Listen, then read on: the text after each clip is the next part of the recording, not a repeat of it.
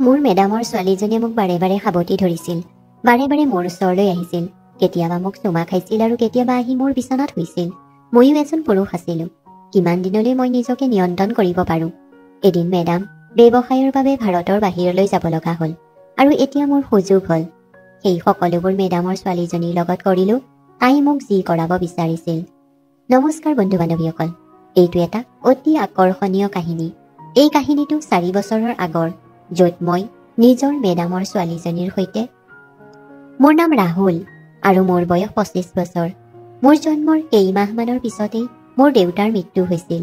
মই মোৰ মাৰ একমাত্ৰ ল'ৰা আৰু মোৰ দুগৰাকী বাইদেউ আছিল। আমি ডাঙৰ হোৱাৰ লগে লগে ল'ৰা ছোৱালীবোৰ লাহে লাহে মাৰ ওপৰত বোজা হ'বলৈ ধৰিলোঁ, যিটো ভাবি মোৰ মনটো বহুত বেয়া লাগিল। তাৰপিছত এদিন মোৰ গাঁৱৰ দাদা এজনক লগ পাইছিলোঁ, যিয়ে মোক দিল্লীত এটা ডাঙৰ ঘৰত চাকৰ হিচাপে কাম কৰিবলৈ প্ৰস্তাৱ দিলে। মই কেনেবাকৈ মা আৰু বাইদেউহঁতক বুজাই দিলোঁ যে মই চহৰলৈ উপাৰ্জন কৰিবলৈ যাম। প্ৰথমে মাহঁতে মানা কৰিছিল যদিও অৱশেষত মান্তি হ'ল। য'ত মই চাকৰি এটা পাইছিলোঁ সেই ঘৰত এগৰাকী মেডাম আছিল আৰু তেওঁৰ এজনী ছোৱালী আছিল। ছোৱালীজনীৰ নাম টিনা আছিল। মই তেওঁক সৰু মেডাম বুলি মাতিছিলোঁ। বহুদিন আগতে মেডামৰ গিৰিয়েকৰ মৃত্যু হৈছিল, গতিকে ঘৰত মেডাম আৰু মেডামৰ জীয়েক টিনাহে আছিল। টিনাৰ মোৰ প্ৰতি ব্যৱহাৰ বহুত ভাল আছিল, কাৰণ তাইৰ কোনো লগ নাছিল, মাত্ৰ অকলে থাকিছিল আৰু আমি যেতিয়াই সময় পাওঁ তেতিয়াই খেল খেলিছিলোঁ। টিনা মোৰ লগত বহুত আনন্দিত আছিল। তাই মোক সদায় তাইৰ বন্ধু বুলি গণ্য কৰিছিল আৰু তাইৰ চঞ্চলতাই তাইৰ সৌন্দৰ্য বৃদ্ধি কৰিছিল। ময়ো চেহেৰাত ধুনীয়া ডেকা আছিলোঁ, কিন্তু কেতিয়াবা তাই এনেকুৱা কাম কৰিছিল যে মই একো বুজিব নোৱাৰিলোঁ। তাই মোৰ ৰুমলৈ প্ৰায়ে আহিছিল আৰু মোৰ লগত বহুত হাঁহি ধেমালি কৰিছিল।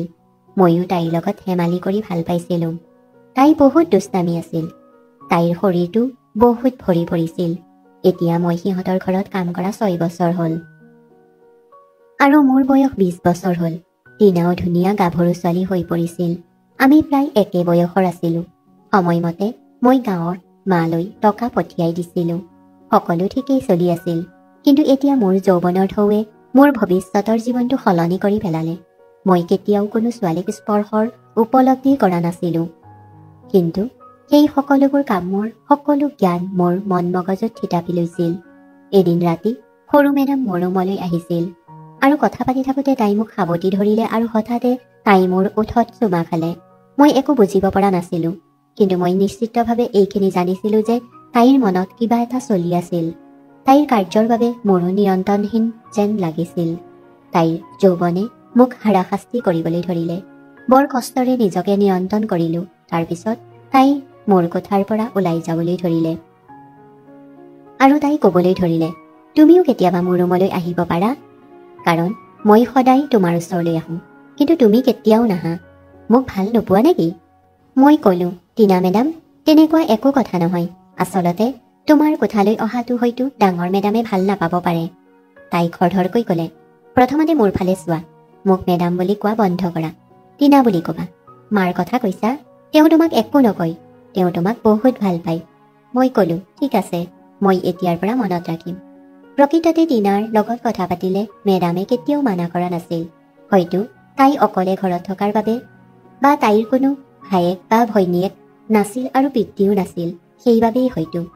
ছোৱালীজনীক বৰ ভাল পাইছিল, কিন্তু তথাপিও মই চাকৰ আছিলোঁ আৰু মই মোৰ সীমাৰ ভিতৰত আছিলোঁ। পিছদিনা টিনাই মোক ৰাতি নিজৰ কোঠালৈ মাতিছিল আৰু তাই ক'লে যে অলপ সময়ৰ বাবে লুডু খেলোঁ আমি। দুয়ো বহুত সময় লুডু খেলি থাকিলোঁ। খেলি থাকোঁতে তাই মোৰ লগত অলপ ধেমালি কৰিবলৈ ধৰিলে আৰু তাৰপিছত হঠাতে টিনাই ক'লে, মোৰ লুডু খেলিবলৈ একেবাৰে মন নাই, মোবাইলত ভাল চিনেমা এখন চাওঁ আহা। মই ক'লোঁ, টিনা, এতিয়া তুমি আগতে শুব লাগে, ৰাতিপুৱা কলেজত যাব লাগিব আৰু ৰাতি বহুত দেৰি হৈছে। তাই ক'লে, এতিয়াও বেছি সময় হোৱা নাই, মাত্ৰ 12 বাজিছে। মোৰ হাতত ধৰি আকৌ বিচনাত বহিবলৈ দিলে। ময়ো মনে মনে বহিলোঁ। তাই হঠাতে মোবাইলটো দেখুৱাই ক'লে, ৰাহুল, তুমি এনে চিনেমা চাইছানে? মই যেতিয়া মূৰটো জোকাৰিলোঁ, না। তাই জোৰেৰে হাঁহিবলৈ ধৰিলে আৰু ক'লে, তুমি বৰ লাজকুৰীয়া। ল'ৰা হোৱাৰ পিছতো তুমি এই চিনেমাবোৰ আজিলৈকে উপভোগ কৰা নাই? মই ক'লোঁ, সময় নাপাওঁ আৰু মই তোমাৰ দৰে ধনী নহয়। মই যি টকা উপাৰ্জন কৰোঁ গাঁৱৰ মালৈ পঠাই দিওঁ। তাই ক'লে, কোনো কথা নাই, চিন্তা নকৰিবা, আজি মই তোমাক এই চিনেমাখন দেখুৱাম। এতিয়া মই বুজিলোঁ তাই কি বিচাৰে। নিজকে নিয়ন্ত্ৰণ কৰাটো মোৰ বাবে বৰ কঠিন হৈ পৰিছিল। তাইক দুবাহুৰ মাজত জোৰেৰে সাৱটি ধৰি ৰাখিবলৈ বহুত ইচ্ছা গৈছিল, কিন্তু মেডামৰ কথা ভাবি মই তাত বেছি সময় নাথাকিলোঁ। মই টোপনি ধৰাৰ অভিনয় কৰি নিজৰ কোঠালৈ গ'লোঁ। ঘূৰি অহাৰ পিছত মনতে ভাবিবলৈ ধৰিলোঁ যে আজি কিবা এটা ভুল হ'লহেঁতেন, কিন্তু নিজকে নিয়ন্ত্ৰণ কৰি মনটোক বুজাবলৈ চেষ্টা কৰিলোঁ। কিন্তু মই মনতে সিদ্ধান্ত লৈছিলোঁ যে যেতিয়াই সুযোগ পাম তেতিয়াই মই নিশ্চয় তাৰ সুবিধা ল'ম। আৰু এতিয়া মই সুযোগ বিচাৰি আছিলোঁ, কাৰণ মোৰ হৃদয়খন নিয়ন্ত্ৰণ কৰাটো বৰ কঠিন হৈ পৰিছিল। তাই মোৰ মন মগজুত যি জুই জ্বলোৱাৰ আৰম্ভ কৰিছিল, এতিয়া ঠাণ্ডাও তাইয়েই কৰিব লাগিব। এতিয়া মোৰ নিশা শুবলৈ অসুবিধা হৈছিল। এদিন মোৰ মেডাম 2 মাহৰ বাবে কিবা কামৰ বাবে ভাৰতৰ বাহিৰলৈ গৈছিল, আৰু ইয়াৰ মাজতে মই আৰু তেওঁৰ ছোৱালী টিনা ঘৰত অকলে আছিলোঁ। এদিন গা ধুই টিনা বাথৰুমৰ পৰা ওলাই আহে, তেতিয়াই ঘটিছিল ঘটনাটো। তাই মোক ক'লে, ৰাহুল, আজি কলেজলৈ যাবলৈ মন যোৱা নাই। মই সুধিলোঁ, কিয়, তোমাৰ গা ভাল নহয় নেকি? টিনাই ক'লে, মই ভাবিছোঁ কিয় আজি তোমাৰ লগত কিছু সময় কটাব নোৱাৰোঁ। যাৰ ওপৰত মই মাত্ৰ মনে মনে থাকি শান্তিৰে মোৰ ৰুমলৈ গ'লোঁ। মই বুজি পাইছিলোঁ যে তাইৰ মনত এতিয়া আৰু কি চলি আছে। আৰম্ভ কৰিবলৈ মোৰ ভিতৰত সামান্যতম সাহসো নাছিল। টিনা মোৰ ৰুমলৈ আহিল। তাইৰ তলত মাত্ৰ টাৱেল এখনহে পিন্ধিছিল, আৰু ওপৰত এখন পাতল কাপোৰ উৰি আছিল। তাইক দেখি মই থতমত খালোঁ আৰু লাজতে মূৰটো সিফালে ঘূৰাই দিলোঁ। তাই মোৰ মুখখন নিজৰ ফালে ঘূৰাই নিজৰ শৰীৰৰ ওপৰৰ কাপোৰবোৰ তুলি লৈ তাইক ক'লে, মই জানো যে তুমি মোক গোপনে চাই আছা, গতিকে আজি পুৱাটো পিয়াহ লগা মানুহজনৰ ওচৰলৈ নিজেই আহিছে। মই সেই সময়ত কি কওঁ? ময়ো ইমান দিনে এই সময়লৈ অপেক্ষা কৰি আছিলোঁ। মই চিধাই থিয় হৈ মেডামৰ জীয়েকক সাৱটি ধৰিলোঁ। মই এই দিনটোৰ বাবে আগ্ৰহেৰে অপেক্ষা কৰি আছোঁ। টিনাই ক'লে, তেন্তে তুমি মোৰ পৰা ইমান দূৰে দূৰে আছা কিয়? মই ক'লোঁ, মোৰ সাহস নাছিল। মই এজন তোমাৰ চাকৰ হয়, কিন্তু আজি তোমাৰ সৌন্দৰ্য চাবলৈ মন গ'ল। আজি তাইক প্ৰলয়ৰ দৰে দেখা গৈছিল। তাইক বহুত ধুনীয়া দেখা গৈছিল, আৰু মই তাইক চাবলৈ ওলাইছিলোঁ। মই তাইক কোলাত ধৰিছিলোঁ আৰু সেইদিনা মই টিনাৰ ওপৰত বহুত মৰম উজাৰি দিছিলোঁ। প্ৰায় 2 মাহ ধৰি এই ক্ৰম চলি থাকিল। 2 মাহ ধৰি মই প্ৰতিদিনে টিনাক এনেকৈ ভাল পাইছিলোঁ। আমি দিন ৰাতিও দেখা নাছিলোঁ। দুয়ো নিজৰ মাজত আৰু নিজৰ মাজতেই হেৰাই গৈছিলোঁ, আৰু মোৰ জীৱনটো উপভোগ কৰি আছিলোঁ। মই টিনাক বহুত ভাল পাবলৈ আৰম্ভ কৰিছিলোঁ, আৰু তাইও মোক বহুত ভাল পাইছিল। এতিয়া তাইৰ শৰীৰৰ আকাৰো বহুত বাঢ়িল।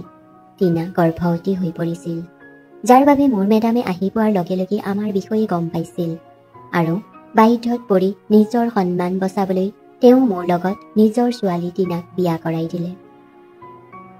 এতিয়া মই ইমানেই ধনী হৈ পৰিছোঁ যে মোৰ বাইদেউ দুয়োকে বিয়া দিলোঁ, আৰু মা আৰু টিনাৰ মাকৰ যত্ন লৈছিলোঁ, আৰু টিনাৰ লগত মই এটা সুখী জীৱন কটাব ধৰিছোঁ। কেতিয়াবা আমাৰ জীৱনত হঠাতে সকলো ঘটে, যিটো আমি কল্পনাও নকৰোঁ। মই জীৱনত কেতিয়াও ভবা নাছিলোঁ যে এদিন মই ইমান ধনী মানুহ হ'ম। বন্ধু বান্ধৱীসকল, কাহিনীটো শুনি ভাল লাগিলে লাইক কৰিব, শ্বেয়াৰ কৰিব আৰু চেনেলটো ছাবস্ক্ৰাইব কৰিবলৈ নাপাহৰিব।